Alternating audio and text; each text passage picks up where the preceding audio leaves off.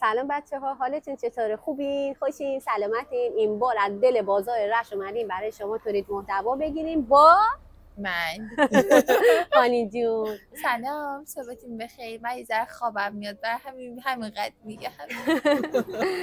امروز موضوعی که میخوایم بهش بپردازیم موضوع پرنه.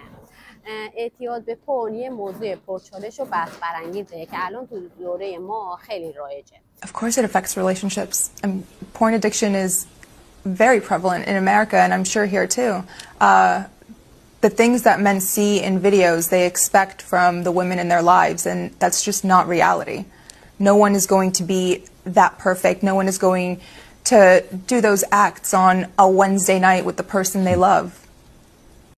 مخصوصا با دسترسی رایج به اینترنت خیلی ها فکر میکنن که با یه بار دیدن اعتیاد پیدا نمیکنن، ولی وقتی دفعات زیادتر میشه و برای اوایل فکر میکنن برای سرگرمی دیگه تماشا میکنن یا حالا برای آموزشیه، ولی بعدها این دفعاتش تکرار میشه و در نهایت تبدیل به اعتیاد میشه.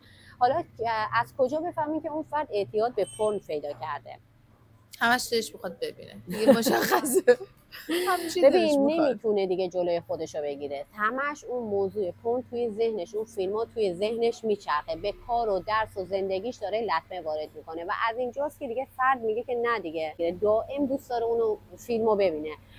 به کار، روابطش، به حتی نوع تحریک پذیریش، حتی توی سکسش دیگه تاثیرگذاره.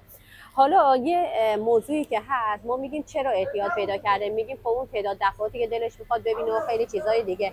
چه اثرات منفی روی یک فردی که مدام داره پورن تماشا میکنه داره؟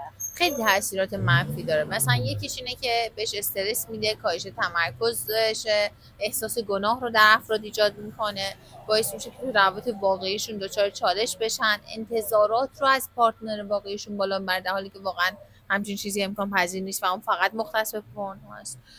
بعد عملکرد، قدرت اراده و خیلی چیزهای دیگر در افراد کمتر میکنه، باعث کاهش تحریک پذیری افراد میشه وقتی که توی رابطه واقعیشون قرار میگیرن. رو اعتماد به نفسشون تاثیر داره، بعضی اوقات باعث بروز افسردگی در افراد میشه.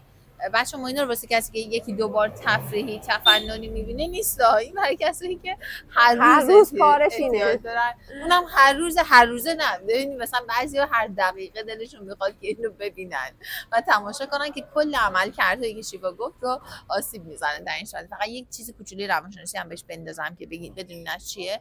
یادتون باشه دوپامین توی بدن ما جزو هورمون‌هایی که شادی و لذت برامون ایجاد میکنه.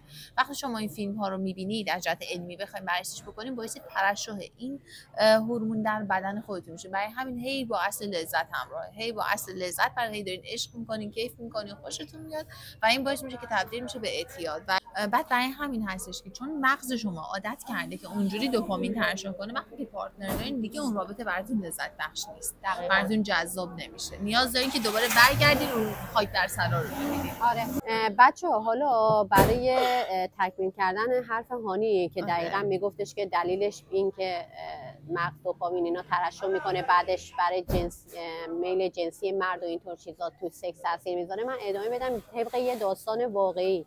یک شخصی، حالا ما نمیگیم دوستان، نمیگیم آشنایان، یک شخصی زندگیش بر این اساس پاشیده شد، زن و شوهر می نشستن شب و پورن میدیدن و دلشون میخواست طبق همون برنامه اجرا کنن و نمیتونستن. واقعیت اینه این فیلم‌های پورنی که داره ضبط میشه برای یک پوزیشن شاید اینا ساعت‌ها زمان میذارن. بابا اون زن، اون مرد نمیتونه اون حالت رو اجرا کنه و این تو زندگی‌های واقعی با پارتنرهای معمولی امکان پذیر نیست. پس یکم واقع بین باشیم، این اعتیاد رو کنار بذاریم، یا پارتنر معمولی نداشته باشیم. پورنستار یه دونه بگیریم. اگر واقعا یه همچین چیزی میخوام پارتنر معمولی نگیریم. آره من خیلی جذابه. مرسی. اگه شما هم چیزی در این مورد میدونین، تجربه‌ای دارین، داستانی دارین که بخواید برامون تعریف کنین و با مخاطبای ما در جریان بذارین، ممنون میشم که برامون کامنت کنیم. راستی لایک و سابسکرایب یادتون نره. ما نیاز داریم که ما این تاشیم، لطفاً لایک کنین، سابسکرایب هم کنین. خدافظ.